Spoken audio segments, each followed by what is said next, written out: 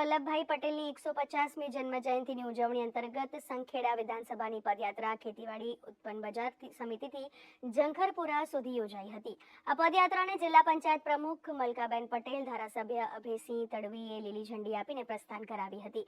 આ મહાનુભાવોને હસ્તે સરદાર વલ્લભભાઈ પટેલની પ્રતિમાને ફૂલહાર કરી પુષ્પાંજલિ પણ અર્પણ કરાઈ હતી. સરદાર વલ્લભભાઈ પટેલની 150મી જન્મજયંતિ નિમિત્તે યોજવામાં આવેલ પદયાત્રા રાષ્ટ્ર નિર્માણના સરદાર પટેલના આદર્શો અને સંકલ્પોને પુનઃ સમર્પિત કરવાનો અવસર છે.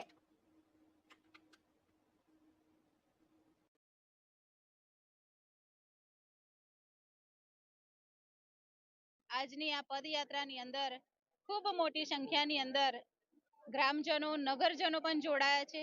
સાથે શાળાના બાળકો, તમામ પદાધિકારીઓ, સંગઠનના હોદ્દેદારો ખૂબ મોટી સંખ્યામાં અહીં ઉપસ્થિત છે.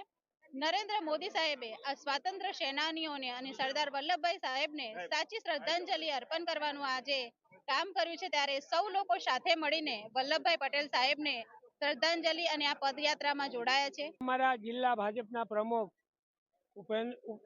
ઉમેશભાઈ રાઠવાજી, અમારા જિલ્લા પંચાયતના પ્રમુખ શ્રીમતી મલકાબેન, અમારા તાલુકા પંચાયતના પ્રમુખ શ્રી, બધા જ આગેવાનો દ્વારા અને બાળકો સાથે આ યાત્રાને પ્રસ્થાન કરાવીએ છીએ.